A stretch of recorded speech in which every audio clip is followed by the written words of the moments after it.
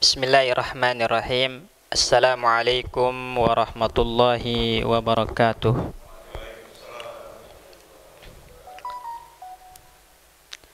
Innal hamdalillah nahmaduhu wa nasta'inuhu wa nastaghfiruh wa na'udzu billahi min shururi anfusina wa min sayyiati a'malina.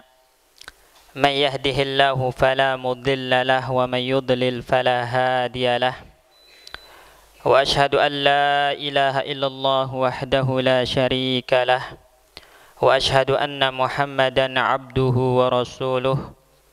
Allahumma salli wa sallim wa barik ala nabiyyina Muhammadin wa ala alihi wa ashabihi wa man ihtada bihudahu ila yaumil qiyamah. Rabbana 'allimna ma yanfa'una wanfa'na bima 'allamtana wa zidna ilma. Rabbi shrah li sadri wa yassir li amri wahlul 'uqdatam min lisani yafqahu qawli. Jamaah kaum muslimin rahimani wa rahimakumullah. Semoga Allah Subhanahu wa taala senantiasa mencurahkan rahmatnya kepada kita semua, senantiasa memberikan keberkahan waktu kepada kita semua. Alhamdulillah, dengan izin dan karunia dari Allah Subhanahu wa taala, pagi hari ini kita bisa melanjutkan kembali kajian kita atau pembacaan kita terhadap kitab Ta'zimus Shalah karya Syekh Abdul Razak hafizahullahu taala. Semoga apa yang kita dapati dari kitab ini menjadi ilmu yang bermanfaat, bukan hanya sekedar wawasan tanpa pengamalan. Karena dulu sahabat yang mulia Ubay ibnu Ka'ab radhiyallahu anhu pernah mengatakan, utlubul ilma lita'malu bihi. Belajarlah untuk diamalkan. La litatajammalu bihi, bukan hanya sekedar sebagai wawasan dan untuk menghiasi diri, untuk menjadikan diri tampak sebagai orang yang mutadayyin, orang yang agamis, orang yang religius. Nah, enggak, tapi benar-benar untuk diamalkan. Karena intala bikum zamanun, waktu, jika umur kalian panjang, itu akan ada masa orang-orang menuntut ilmu itu untuk sekedar sebagai wawasan, untuk sekedar sebagai hiasan dirinya dan tidak diamalkan sama sekali. Jangan sampai kita seperti itu. Pada pembahasan-pembahasan sebelumnya, jamaah kaum muslimin, kita telah menyelesaikan wasiat terakhir dari baginda Nabi sallallahu alaihi wasallam sebelum beliau wafat, dan wasiat yang terakhir keluar dari lisan beliau adalah as-shalah wa ma malakat aimanukum. Jaga salat dan berbuat baiklah kepada budak sahaya kalian. Kemudian insyaallah kita akan lanjut ke bab baru, yaitu bab makanatus sholati, kedudukan, posisi, tempat sholat dalam syariat Islam. Posisinya di mana dan apa konsekuensinya bila orang meninggalkan sholat tersebut. Nah, ini yang akan kita pelajari insyaallah dalam bab berikut ini. Baik, kita langsung saja melihat apa yang dipaparkan oleh Syekh Abdul Razak dalam kitab ini. Beliau mengatakan, inna min a'zamil wajibati allati awjabaha Allahu ala ibadihi wa ajallil faraidi allati ibtaradaha as-salata. Sesungguhnya kewajiban yang paling agung, kewajiban yang paling besar yang Allah bebankan kepada seorang hamba itu adalah sholat. Maksudnya sholat 5 waktu, sholat fardu. Kenapa? Kenapa sholat 5 waktu itu termasuk kewajiban yang paling besar yang Allah bebankan kepada kita? Maka beliau jelaskan, fahiya imaduddini. Pertama, karena sholat itu adalah merupakan pilar dari agama kita, tiang dari agama kita. Yang namanya tiang itu adalah sisi yang paling kokoh dari sebuah bangunan, yang menjadi penopangnya.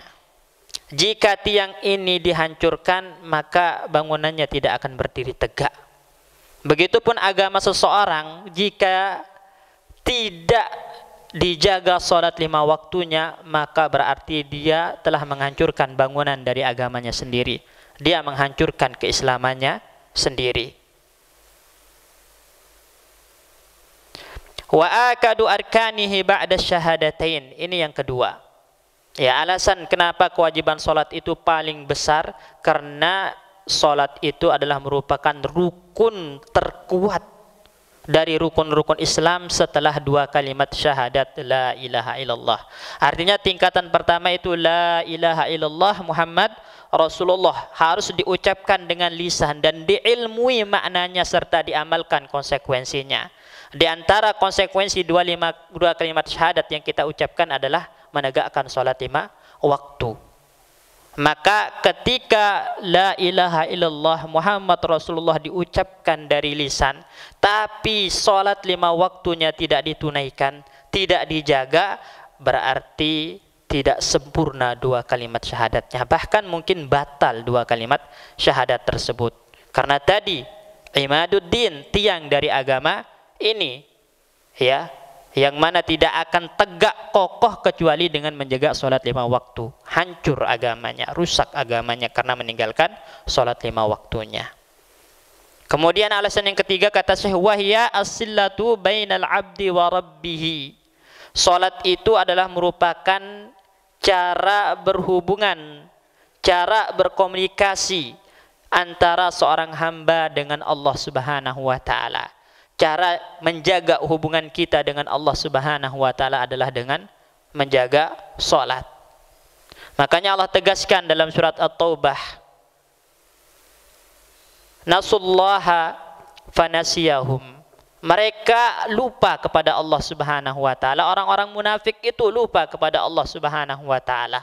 Orang-orang kafir itu lupa kepada Allah Subhanahu wa ta'ala. Lupanya bagaimana? Tarakut ta'ah, mereka meninggalkan ketaatan. Di antaranya adalah meninggalkan sholat 5 waktu. Maka Allah pun meninggalkan taufik. Allah meninggalkan, memberikan mereka taufik. Allah tinggalkan mereka tanpa hidayah dalam kehidupan dunia ini. Artinya jamaah sekalian, orang-orang yang meninggalkan sholat 5 waktu itu adalah orang-orang yang diabaikan oleh Allah Subhanahu wa ta'ala. Tidak akan diberikan hidayah, tidak akan diberikan taufik, sehingga mereka terus berada di atas kejelekan, keburukan dan kesesatan. Itu di dunia. Wa min rahmatillahi fil akhirah, dan di akhirat mereka akan dijauhkan dari rahmat Allah Subhanahu wa ta'ala. Makanya orang-orang yang meninggalkan sholat 5 waktu itu tidak salah kalau kita bilang mereka adalah orang-orang yang dekat dengan su'ul khatimah. Bukankah sahabat yang mulia Abdullah ibnu Mas'ud radhiyallahu anhu pernah mengatakan, man sarrahu an yalqallaha gadan muslima. Barang siapa yang senang esok harinya berjumpa dengan Allah dalam keadaan muslim. Artinya barang siapa yang suka dia mati dalam keadaan muslim, tidak su'ul khatimah, falyuhafiz ala haula'is salawat haitsu yunada bihin. Hendaklah mereka menjaga solat-solat 5 waktu ketika panggilan azan dikumandangkan kepada mereka. Tidak ditinggalkan, tidak ditelantarkan. Orang-orang yang menjaga solat 5 waktunya adalah orang-orang yang dekat dengan husnul khatimah. Tapi sebaliknya, orang-orang yang meninggalkan solat 5 waktunya adalah orang-orang yang dekat dengan su'ul khatimah, akhir hidup yang buruk, waliyadzubillah. Dari Ummu Aiman radhiyallahu anha, bahwasanya Rasulullah sallallahu alaihi wasallam pernah bersabda, man taraka as-salata muta'ammidan, barang siapa yang meninggalkan salat 5 waktunya secara sengaja.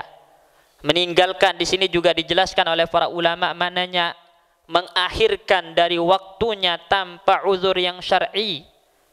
Faqad bari'at minhu dhimmatullah wa rasulih, maka jaminan Allah dan Rasulnya telah lepas dari dirinya. Artinya Allah dan Rasul berlepas diri darinya, dan dia akan dibiarkan terus berada dalam kesesatan dan keburukan. Man kana fid dhalalati falyamdud lahur rahmanu madda, Barang siapa yang udah ada dalam satu kesesatan, maka Allah biarkan dia terus menerus dalam kesesatan tersebut dalam jangka waktu yang lama. Allah abaikan, Allah tinggalkan orang tersebut. Nanti ketika udah mati dalam keadaan su'ul khatimah, barulah dia melihat imma ilal jannah wa imma ilan nar, apakah ke surga ataukah ke neraka. Jadi ini alasan yang ketiga, kenapa sholat 5 waktu itu adalah merupakan kewajiban yang paling besar, karena dia adalah cara kita menjaga hubungan dengan Allah Subhanahu wa ta'ala. Kemudian alasan yang keempat, kenapa sholat 5 waktu adalah merupakan kewajiban yang paling besar? Wahya awwalu ma yuhasabu alaihi al-abdu yawmal qiyamati. Fa in salahat salaha sairu amalih wa in fasadat fasada sairu amalih. Karena salat 5 waktu adalah merupakan amalan pertama yang dihitung, dihisab dari seorang hamba kelak pada hari kiamat. Apabila salatnya baik, maka baiklah seluruh amal-amal yang dihitung oleh Allah Subhanahu wa ta'ala, artinya dia selamat. Tapi sebaliknya, kalau ternyata sholatnya rusak, bolong-bolong, sering ditinggalkan, maka rusak pula seluruh amalan-amalan yang ada. Dan ini berdasarkan hadis Nabi SAW yang sahih. Awwalu ma yuhasabu bihil abdu yawmal qiyamati, kata Nabi, hal yang pertama kali dihitung, dihisab dari amalan seorang hamba kelak pada hari kiamat, itu salatuhum, salat 5 waktu mereka. Fa in salahat faqad aflaha wa naja, kata Nabi. Kalau ternyata sholatnya itu dijaga, ditunaikan tepat waktu, enggak pernah ditinggalkan sama sekali, faqad aflaha wa naja, maka orang ini telah selamat dan telah beruntung. Wa in fasadat, tapi sebaliknya kok sholatnya rusak, sholatnya banyak bolong-bolongnya, sholatnya sering ditinggalkan atau diakhirkan tanpa uzur yang syar'i dari waktu yang semestinya, maka faqad khaba wa khasira, orang ini telah binasa dan celaka, kata baginda Nabi sallallahu alaihi wasallam, waliyadzubillah. Jadi itu alasan keempat, kenapa salat itu kewajiban yang paling besar. Kemudian alasan yang kelima, wahya al-fariqatu bainal muslimi wal kafiri. Salat 5 waktu itu adalah pembeda antara seorang muslim dengan orang kafir. Karena orang muslim yang berakal, orang muslim yang tahu kewajibannya, orang muslim yang tahu hak Allah kepada dirinya, itu enggak mungkin enggak sholat. Orang kafir yang enggak sholat. Makanya syariat Allah Subhanahu wa ta'ala yang paling nampak, yang paling jelas, yang membedakan antara orang itu mukmin, muslim, dan orang itu kafir adalah sholat. Itu ciri khas yang paling menonjol yang bisa membedakan orang itu muslim atau kafir. Lihat, sholat kagak. Kalau sholat maka dia muslim, tapi kalau enggak sholat maka dia adalah orang kafir. Makanya ya Nabi SAW mengatakan, al-ahdu bainana wa bainahum as-salah, faman tarakaha faqad kafar. Ya, garis pembeda antara kita orang-orang kafir itu dengan orang-orang muslim ya adalah di sholat. Barang siapa yang meninggalkan sholatnya, berarti dia telah masuk kepada ranah kekufuran.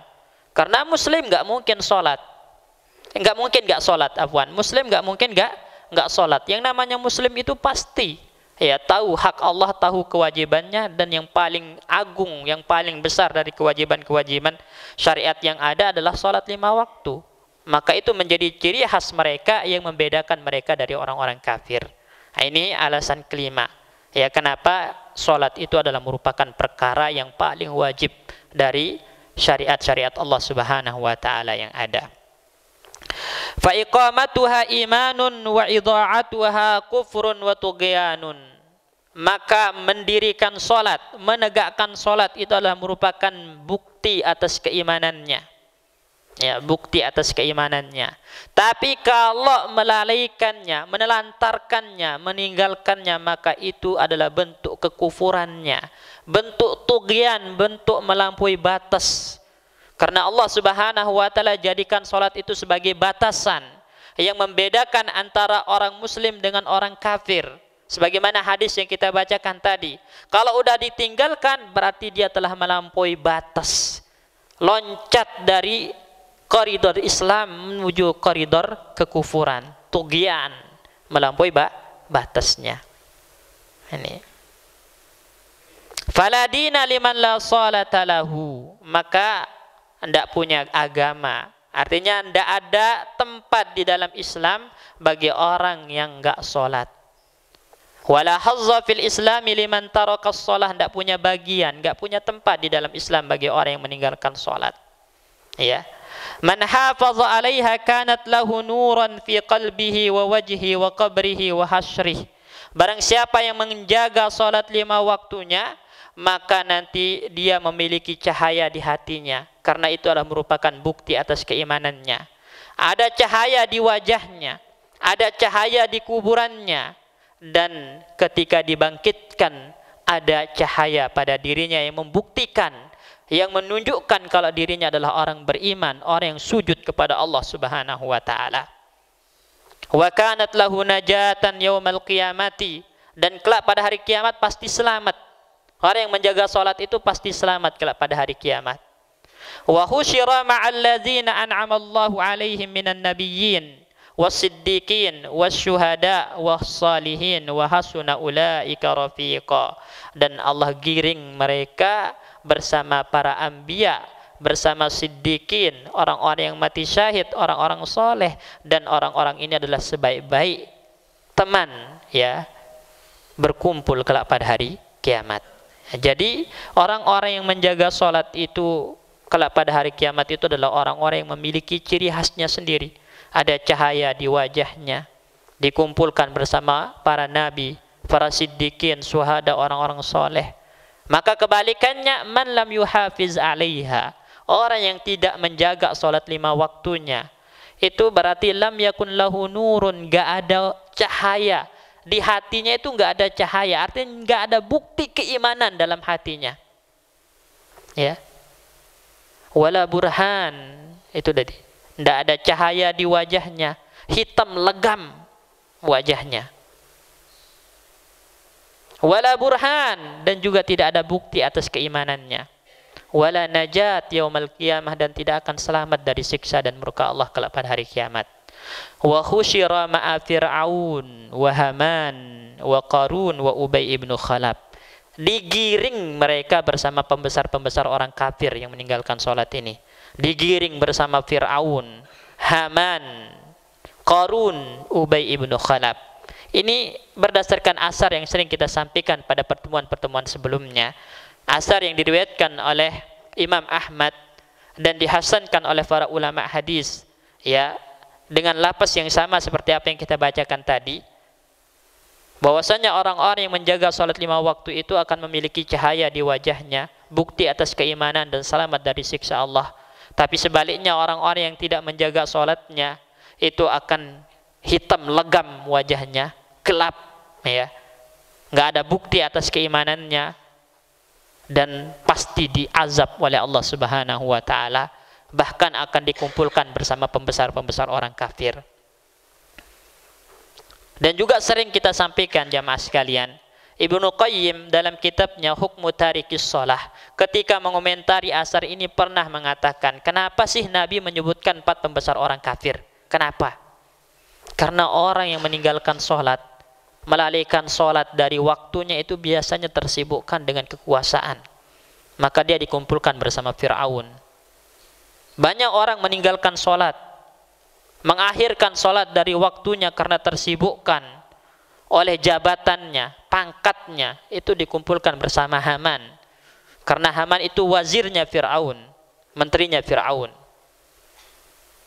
Banyak orang meninggalkan sholatnya, terlalaikan dari sholat, diakhirkan dari waktunya karena harta bendanya, harta duniawinya, itu dikumpulkan bersama Qarun. Sebagaimana Qarun sangat mencintai harta dunianya, kufur kepada Allah Subhanahu wa ta'ala. Yang terakhir, banyak orang meninggalkan sholatnya, bahkan mengakhirkan sholatnya dari waktunya tanpa uzur yang syar'i, karena tersibukkan dengan pekerjaan, perniagaan, jual beli, mencari rezeki. maka itu dikumpulkan bersama Ubay ibnu Khalaf. Padahal Allah Subhanahu wa taala menciptakan kita bukan untuk mengejar dunia, bukan untuk mengumpulkan dunia, karena rezeki itu sudah dijamin oleh Allah Subhanahu wa taala. Kok kita tersibukkan mengejar sesuatu yang telah dijamin oleh Allah dan kita lupa apa yang menjadi kewajiban dan hak Allah kepada kita? Di antaranya adalah menegakkan salat lima waktu. Yaqulul Imam Ahmad rahimahullahu taala fi kitabih as-shalah. Al-Imam Ahmad rahimahullahu taala dalam kitabnya As-Shalah menyebutkan dalam hadis, ya, la hazza fil islami liman taraka as-salata. Tidak ada bagian, tidak ada tempat di dalam Islam bagi orang yang meninggalkan salat 5 waktu. Dan ini adalah perkataan yang mulia dari sahabat Umar ibn al-Khattab radhiyallahu anhu. Dan kita tahu jamaah sekalian, Umar ibn al-Khattab Amirul Mukminin radhiyallahu anhu itu adalah merupakan sosok orang yang benar-benar perhatian terhadap sholatnya. Sebagai contoh, di waktu subuh ketika beliau menjadi imam kaum muslimin pada saat itu,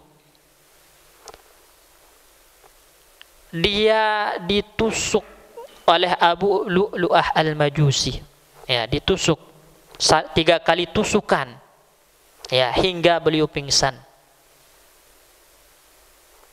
Kemudian ketika beliau sadar, apa yang ditanyakan, as-sholan nas, apakah orang telah sholat?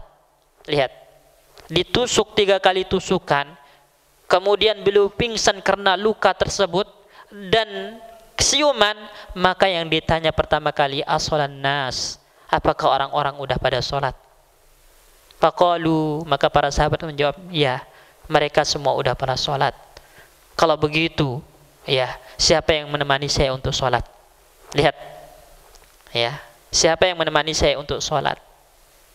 Ya, selesai sholat baru dikatakan, ya Ibn Abbas, ya, wahai Ibn Abbas, unzur man qatalani, coba lihat, ya, periksa siapa yang tadi membunuh saya itu, siapa yang tadi menusuk saya.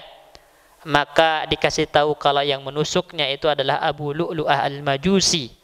Beliau mengatakan dengan penuh rasa syukur, alhamdulillahillazi lam yaj'al maiti biyadi rajulin lam yasjud lillahi sajdatan. Segala puji bagi Allah Subhanahu wa taala yang menjadikan kematian saya di tangan seseorang yang enggak pernah sujud 1 kali pun kepada Allah Subhanahu wa taala. Artinya apa? Dia bersyukur, ya, dibunuh orang kafir yang enggak pernah sholat. Karena itu menunjukkan kalau dia mati syahid. Ya, mati syahid di dalam ibadah dan ketaatan kepada Allah Subhanahu wa taala. Karena sahabat yang mulia Umar ibn al-Khattab itu pernah berdoa, ya Allah, matikan saya dalam keadaan syahid tapi di kota Madinah. Kita tahu pada saat itu Madinah adalah merupakan basisnya kaum muslimin, ibu kotanya kaum muslimin, kota yang paling aman dan tidak terjadi perperangan di situ pada saat itu. Maka bagaimana mungkin bisa mati syahid di kota Madinah? Allah kabulkan doanya dengan cara seperti ini. Ya, dibunuh oleh Abu Lu'lu'ah al-Majusi ketika sholat, maka beliau terpenuhi keinginannya mati syahid di kota Madinah. Yang jadi perhatian adalah bagaimana sahabat yang mulia Umar bin Khattab ini benar-benar perhatian sama sholat. Ya, udah terluka parah, pingsan, tapi yang sempat nanya, apa manusia udah sholat? Siapa yang menemani saya? Saya sholat. Maka hendaklah kita ambil pelajaran dengan bagaimana semangatnya para sahabat ridwanullah alim ajmain untuk menjaga sholat 5 waktu mereka. Tidak sampai di situ, sahabat yang mulia Umar ibn al-Khattab ini seringkali menulis, ya, kepada gubernur-gubernurnya, kepada menteri-menterinya, kepada pegawai-pegawainya itu supaya mereka menjaga sholat. Makanya beliau mengatakan, inna ahamma umurikum indi as-shalah. Hal yang paling penting bagi saya dari urusan-urusan kalian itu adalah sholat 5 waktu. Faman hafizaha hafidha dinah. Karena orang yang menjaga sholat 5 waktunya berarti dia menjaga agamanya. Wa man dayya'aha fahuwa lima siwaha adya'u. Dan barang siapa yang menelantarkannya, meninggalkannya, tidak ditunaikan tepat waktu, diakhirkan tanpa uzur yang syar'i, maka amalan-amalan syariat yang lain pasti lebih ditelantarkan oleh dia. Kata sahabat Umar, wala hadza fil Islam liman taraka shalah, dan tidak ada tempat, tidak ada bagian di dalam Islam bagi orang yang meninggalkan salat.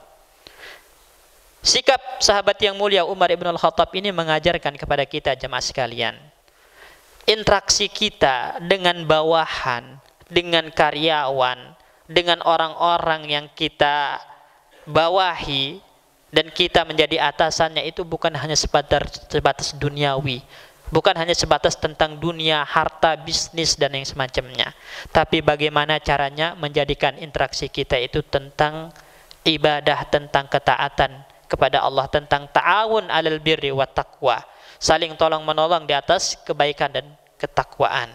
Makanya sahabat Umar bin Khattab itu selalu memberikan wasiat, jaga salat 5 waktu, hasibu qabla an tuhasabu, ya, introspeksi diri, ya, muhasabahlah diri kalian sebelum tiba waktunya kalian dihisab oleh Allah Subhanahu wa taala. Artinya dia selalu memberikan wasiat-wasiat, wajangan-wajangan yang berurusan, yang berkaitan tentang akhirat, bukan hanya sebatas perintah ini itu tentang masalah dunia saja. Maka hendaklah kita mengambil tauladan dari para sahabat Nabi Shallallahu Alaihi Wasallam yang benar-benar memperhatikan bagaimana agama, ya, orang-orang yang berada di bawah kekuasaannya, bagaimana hubungan mereka dengan Allah Subhanahu Wa Taala hendaklah dijaga, maksudnya, ya, karena pernah kita sampaikan jamaah sekalian, Al-Imam Ibnu Taimiyah Syekhul Islam rahimahullahu taala mengatakan, yajibu likulli man sumi'a kalamuhu an ya'mura bis salati man yuti'uhu. Wajib hukumnya bagi orang yang suaranya didengar untuk memerintahkan orang yang kira taat kepadanya sholat. Artinya kalau dia abai, kalau dia cuek, membiarkan orang-orang yang kalau dia sampaikan kepadanya maka akan ditaati, maka dia telah meninggalkan sesuatu yang besar, meninggalkan yang wajib, sehingga ada dosa di pundaknya kalau dia tidak melakukan amar ma'ruf nahi mungkar terhadap orang-orang yang meninggalkan sholat, terutama orang-orang yang mendengar perkataannya, orang-orang yang taat kepadanya. Kemudian beliau mengatakan, Syekh di sini mengatakan, qala, ya, faqullu mustakhiffin bis salati mustahinin biha. Maka setiap orang yang meremehkan sholat itu pasti orang yang menghinakan sholat. Ya, jadi orang yang meremehkan sholat termasuk dalam meremehkan, sebagaimana dijelaskan oleh para ulama, dan ini juga ciri khas orang-orang munafik, itu mengakhirkannya dari waktunya tanpa uzur yang syar'i, itu termasuk meremehkan. Maka kalau orang udah meremehkan sholat, itu bukti kalau dia menghinakan sholat. Orang yang menghinakan sholat berarti dia menghinakan Islam. Orang yang menghinakan Islam berarti dia adalah orang yang menentang Allah dan Rasulnya. Ya, makanya fahuwa mustahifun bil Islami mustahinun biha. Maka konsekuensinya orang ini meremehkan Islam dan dia menghinakan Islam. Jadi orang yang memuliakan sholat berarti orang yang memuliakan Islam, memuliakan Allah dan Rasulnya. Tapi sebaliknya orang yang meremehkan, maka dia orang yang menghinakan, dan orang yang menghinakan sholat berarti menghinakan Islam, menghinakan Islam berarti menghinakan Allah dan Rasulnya. Wa inna ma hazzuhum fil Islami ala qadri hazzihim minas salati. Ya, bagian mereka dari Islam itu sesuai dengan bagian mereka dari sholat. Sejauh apa mereka menjaga sholat, sejauh apa mereka mengagungkan sholat, maka sejauh itu pula mereka memuliakan Islam. Sejauh itu pula mereka mengagungkan Islam. Wa ragbatuhum fil Islami ala qadri ragbatihim fis shalah. Ya. Jadi kecintaan mereka terhadap Islam itu sejauh kecintaan mereka kepada sholat. Kalau mereka cinta dengan sholat 5 waktunya, berarti dia adalah orang yang cinta kepada Islam. Tapi kalau dia orang yang remehkan sholat, berarti dia orang yang menghinakan Islam, tidak suka Islam, benci Islam.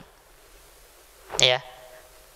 Makanya para ulama mengatakan baik dan buruknya seseorang itu bisa dinilai dari dia menjaga sholat 5 waktunya atau tidak. Kalau dia menjaga sholat 5 waktunya, oh berarti ini orang keislamannya baik, karena dia mengagungkan Islam, dia menjaga hubungannya dengan Allah dan Rasulnya. Tapi kalau ternyata toh dia orang yang meremehkan sholat, sholat diremehkan, diakhirkan, gak peduli dengan sholatnya, berarti ini orang yang menghinakan Islam.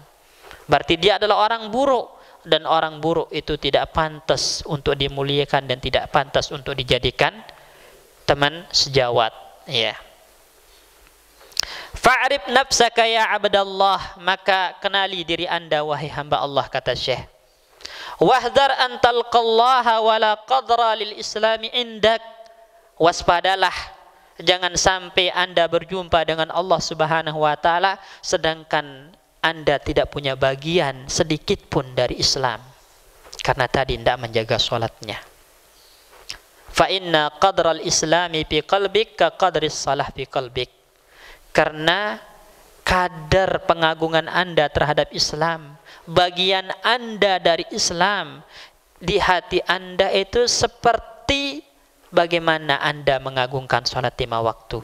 Sejauh apa anda mengagungkan sholat 5 waktu, maka sejauh itu pula bagian anda dari Islam.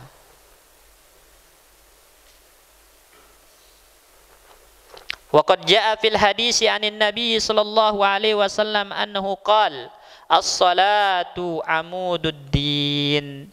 Telah datang dalam sebuah hadis, ya hadis Mu'adz bin Jabal radhiyallahu anhu, ketika Mu'adz bertanya, ya Rasulullah, akhbirni, kabarkan kepada saya wahai Rasulullah, ayu amalin tudkhilunil jannah, amalan apa saja yang bisa memasukkan saya kepada surga. Maka disampaikan kepada Mu'adz bin Jabal amalan, kemudian Nabi mengatakan, ala ukhbiruka bi ra'sil amri wa amuduhu wa zirwatu sanamihi, maukah aku kabarkan kepada kamu puncak dari, pokok dari segala urusan, tiangnya dan puncaknya? Maka bala ya Rasulullah, tentu saya mau wahai Rasulullah dikabari. Maka kami mengatakan ra'sul amri al-Islam, pokok pondasi dari segala sesuatu Islam. Diterima dan tidaknya di sisi Allah itu, pertama orang itu harus muslim terlebih dahulu. Percuma orang sedekah, percuma orang melakukan perbuatan-perbuatan baik sosial, tapi kalau enggak muslim, maka amalan-amalan kebaikan itu tidak ada artinya. Faja'alnahu haba'an manthura, kata Allah, kami jadikan amal-amal kebaikan itu ibarat debu yang berterbangan, enggak ada nilainya kalau tidak dibangun di atas keislaman. Maka ra'sul amri al-Islam, ya pokok dasar dari segala hal itu Islam. Yang namanya ra'sun, kepala, itu kalau dipenggal kira-kira hidup enggak orang? Enggak. Begitupun amal kebaikan kalau enggak dibangun di atas Islam itu enggak ada artinya, enggak punya ruh, sia-sia gitu. Ibarat sesuatu yang mati. Makanya ra'sul amri al-Islam. Itu pokoknya. Wa amuduhu as-shalah. Ya, tiangnya itu adalah salat. Ya, pilarnya adalah salat. Wa dzirwatu sanamihi jihad fi sabilillah. Kenapa salat itu jadi tiang? Karena tadi syariat Allah yang paling nampak, yang bisa membedakan antara muslim dengan kafir itu adalah salat. Sebagaimana kalau antum masuk ke bangunan, setelah lihat pondasinya, yang dilihat kemudian ke apa? Tiangnya, gitu kan? Tiangnya, baru nanti puncaknya itu jihad fisabilillah. Ya, karena karena hal yang dapat menonjolkan Islam itu adalah jihad fisabilillah. Ya, orang muslim la ilaha illallah Muhammad Rasulullah dengan lisannya kalimat syahadat, salat, tapi Islam tidak disebarkan, maka Islam tidak akan menonjol. Ya, oleh karena itu Islam menonjol itu dengan apa? Dengan jihad fisabilillah. Makanya dia puncaknya. Ya, puncaknya. Karena itu adalah merupakan metode menyebarkan Islam. Jihad itu bukan hanya dengan senjata, jamaah kaum muslimin. Jihad itu kata para ulama ada dua cara. Pertama itu apa? Bil ilmi wal bayan, dengan ilmu dan argumentasi. Baru dengan as-sayf was sinan, baru dengan senjata. Ya. Oh iya, sekarang jihad dengan senjata belum tiba waktunya, tapi kita masih berjihad dengan ilmu, dengan menjelaskan yang hak, membantah yang batil. Nah, ini adalah merupakan bagian ya untuk menegakkan dan menampakkan Islam di hadapan agama-agama lainnya. Saya mengatakan fanzuru rahimakumullah, maka perhatikanlah, semoga Allah Subhanahu wa taala merahmati kalian. Waqilu, dan pahami, wa ahkimu as-salata, dan tunaikan salat, ya. Wattaqullaha fiha, bertakwalah kepada Allah dalam masalah salat 5 waktu ini. Ya. Tunaikan, bertakwa kepada Allah dalam salat 5 waktu. Artinya apa? Jalankan perintah Allah Subhanahu wa taala terkait salat 5 waktu ini. Allah perintahkan kepada kita untuk menunaikan salat 5 waktu di awal waktunya. Tunaikan di awal waktunya. Boleh diakhirkan tapi dengan uzur yang syar'i. Makanya termasuk dosa besar, kata Ibnu Taimiyah, mengakhirkan salat dari waktunya tanpa uzur yang syar'i itu dosa besar. Ya. Yang diancam oleh Allah dalam Al-Qur'an, wailul lil musallin alladzina hum an salatihim sahun. Itu siapa? Bukan orang yang enggak salat, tapi orang yang salat. Orang yang salat bagaimana? Orang yang mengakhirkan salat dari waktunya tanpa uzur yang syar'i. Itu yang diancam oleh Allah Subhanahu wa taala. Karena orang yang enggak salat udah jelas. Udah jelas dia bukan muslim. Itu ciri kafir. Nah, dia muslim tapi mengakhirkan salat dari waktunya tanpa uzur yang syar'i, maka diancam oleh Allah, dikecam, karena itu dosa yang sangat besar.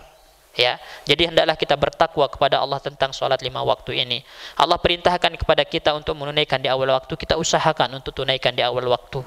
Kalaupun mengakhirkannya, maka harus ada uzur syar'i yang bisa kita pertanggungjawabkan di hadapan Allah Subhanahu wa taala. Allah perintahkan kita untuk menunaikannya secara berjamaah bagi kaum laki-laki, maka tunaikan secara berjamaah jika mampu. Ya, jika mampu. Karena kalau zaman para sahabat, zaman dulu itu orang-orang yang enggak sholat jamaah itu ma'lumun nifaq. Itu dulu ya. Ciri-ciri orang munafik zaman sahabat itu orang enggak sholat jamaah. Itu ciri-cirinya. Kalau sekarang enggak mungkin kita bisa mengatakan seperti itu. Tapi kalau zaman dulu ketahuan orang yang enggak sholat jamaah itu munafik. Ya, sebagaimana kata Abdullah ibnu Mas'ud radhiyallahu anhu, ya, ciri-ciri munafik itu adalah orang yang meninggalkan sholat berjamaah. Ciri-ciri munafik di antara kami maksudnya pada zaman sahabat. Wa ta'awanu 'alaiha wa tanasahu fiha bit-ta'limi min ba'dikum li ba'din. Nah, ini kita diperintahkan untuk tolong menolong, bahu membahu, saling menasihati dan saling mengajarkan satu sama lain tentang perkara salat ini. Ya. Maka ada beban di pundak kita, jemaah sekalian. Yalah, toh jangan kita sibuk dengan masalah-masalah yang sifatnya ya ijtihadiyah, furu'iyah. Ini fulan ini enggak kunutan, fulan itu kunutan ini, tapi tetangga kita enggak sholat dan dia ngaku muslim, kita cuek aja. Ya kan? Sibuk tahzir ini, tahzir itu. Depan rumahnya tetangganya enggak pernah sholat dan dia muslim. Sholatnya mungkin cuma hari raya Idul Fitri, Idul Adha doang. Dia cuek, dia abe, nggak pernah ditahzir, nggak pernah diperingatkan. Padahal kita diperintahkan untuk tolong menolong, ya, di dalam masalah sholat ini, saling menasehati, saling mengajarkan satu sama lain, saling mengingatkan satu sama lain tentang kewajiban sholat 5 waktu ini. Ya, justru di antara tanda kecintaan kita kepada saudara kita itu adalah mengingatkan mereka tentang kewajiban sholat 5 waktu ini. Karena begini jamaah sekalian, Nabi Shallallahu Alaihi Wasallam pernah bersabda, "Awwalu ma tafkiduna min dinikum al-amanatu." Ya, hal yang pertama kali hilang, ya, dari agama kalian itu adalah amanah. Itu hal yang pertama kali hilang. Makanya di akhir zaman itu susah kita cari orang amanah. Ya, susah mencari orang amanah karena itu adalah hal yang pertama kali hilang dari agama kita. Dan yang paling terakhir hilang itu kata Nabi adalah as-salatu, salat. Salat. Ya. Wala yusalliyanna aqwamun la khalaqa lahum. Dan nanti semakin akhir zaman itu orang sholat tapi nggak dapat pahala sama sekali. Nggak ada bagian dari sholatnya. Kenapa? Karena semakin akhir zaman itu orang semakin lupa bagaimana cara sholat yang benar, nggak belajar, nggak tahu cara sholat yang benar, ya. Khusyuknya udah mulai hilang karena tersibukkan dengan dunia. Rukun-rukun sholat udah mulai dipangkas. Sholatnya kebut-kebut kayak ayam matuk. Syarat-syarat sholat udah banyak yang ditinggalkan. Makanya dalam Al-Mustadrak Al-Imam Al-Hakim mengatakan, wala yusalliyanna nisa'un wa hunna haidun. Nanti akan tiba waktunya wanita-wanita sholat dalam keadaan haid karena nggak ngerti, nggak paham syarat dan rukun sholat. Nah, semakin akhir zaman, semakin mulai ibadah sholat ini terkikis, mulai menghilang sedikit demi sedikit. Ada orang sholat tapi udah nggak dapat pahala karena tadi khusyuk hilang, rukun dipangkas, syarat terlupakan. Bahkan wanita dalam keadaan haid pun sholat karena nggak tahu, nggak ngertinya tentang masalah sholat ini. Makanya ada beban untuk saling mengingatkan, saling mengajarkan tentang masalah sholat 5 waktu ini. Ya, itu di dunia. Hal yang pertama kali hilang dari agama kita itu amanah, dan yang paling terakhir itu adalah sholat. Itu di dunia. Sedangkan di akhirat yang ditanya pertama itu apa? Sholat. Ya, makanya dalam hadis yang lain Nabi mengatakan, inna awwala ma yus'alul abdu anhu min amalih. Hal yang pertama kali ditanya dari seorang hamba terkait amal ibadah dan ketaatannya kelak pada hari kiamat as-shalah, salatnya. Fa in tuqubbilat minhu salatuhu tuqubbila minhu sairu amalih. Jika salatnya diterima setelah ditanya, dihisab oleh Allah, maka amal-amal yang lain pun pasti diterima, dijamin. Kalau tidak diterima salatnya, amal-amal yang lain pun pasti tidak diterima oleh Allah Subhanahu wa taala. Itu kata baginda Nabi sallallahu alaihi wasallam. Maka salat kita ini jemaah sekalian adalah akhir dari agama kita, dan hal yang pertama kali Allah tanya, ya, kelak pada hari kiamat dari amal-amal ibadah kita. Falaisa ba'da zahabis shalah islamun wala dinun. Setelah salat udah hilang, nggak ada lagi orang yang melakukannya, maka pada saat itu udah ndak ada Islam, ndak ada agama lagi, ndak ada amalan-amalan ketaatan lagi. Jadi kalau orang udah nggak pada sholat semua, maka setelah itu tinggal orang-orang jelek semua, orang-orang buruk. Islam udah nggak ada, amal-amal ketaatan yang lain udah nggak ada, karena sholat itu amalan terakhir yang tersisa. Kalau udah hilang semua, berarti syariat-syariat lain pun hilang. Maka itu orang-orang yang buruk semua. Ya, oleh karena itu Nabi Shallallahu Alaihi Wasallam dalam hadis mengatakan, ya, inna syiraral khalqi indallah, manusia yang paling jelek, yang paling buruk di sisi Allah Subhanahu Wa Taala itu ada dua. Yang pertama itu adalah orang-orang yang menjadikan kubur anbiya'ihim masajida, kuburan-kuburan para nabi itu sebagai tempat ibadah mereka. Ini manusia yang paling jelek, paling buruk di sisi Allah yang pertama. Kemudian yang kedua, man adrakat-humus sa'atu wa hum ahya. Orang-orang yang bertemu dengan hari kiamat, orang-orang yang ada di akhir zaman bertemu dengan hari kiamat dan mereka masih hidup. Mereka adalah orang-orang buruk tadi, karena nggak ada lagi orang sholat, nggak ada lagi orang yang menjalankan syariat-syariat Allah Subhanahu Wa Taala, maka mereka orang-orang buruk. Waliyazubillah. Jangan sampai kita termasuk orang yang mendapati hari kiamat. Ya, lebih baik kita diwafatkan jauh hari sebelum kiamat tiba. Karena orang-orang yang mendekati atau berjumpa dengan hari kiamat itu adalah orang-orang yang buruk, sebagaimana ditegaskan baginda Nabi Sallallahu Alaihi Wasallam dalam hadis tadi. Iza saratis salatu akhir ma yazhabu minal Islam, fa kullu syai'in yazhabu akhiruhu faqad zahaba jami'uhu. Apabila salat itu adalah hal terakhir yang hilang dari Islam, maka bila akhir dari sesuatu telah hilang, artinya semua hal-hal yang terkait dengan Islam pun telah hilang, tidak ada yang tersisa. Maka fatamassaku bi akhiri dinikum, hendaklah kita pegang teguh amalan terakhir yang hilang ini, yaitu apa? Salat. Ya, jangan sampai ya kita ini adalah generasi terakhir yang sholat, sedangkan generasi-generasi kita tidak lagi sholat, maka otomatis amalan-amalan Islam pun tidak ada yang dilakukan. Jadi itulah pentingnya kita mengedukasi, mengajarkan, saling mengingatkan satu sama lain kewajiban sholat, supaya jangan sampai ya sholat ini benar-benar cepat hilang, karena itu amalan yang akan terakhir hilang sehingga seluruh Islam pun hilang. Barakallahu fikum. Mungkin ini bisa akan kita sampaikan pada pertemuan ini. Ya, jazakumullahu khairan ala hudurikum. Kita tutup dengan doa kafaratul majlis. Assalamualaikum warahmatullahi wabarakatuh.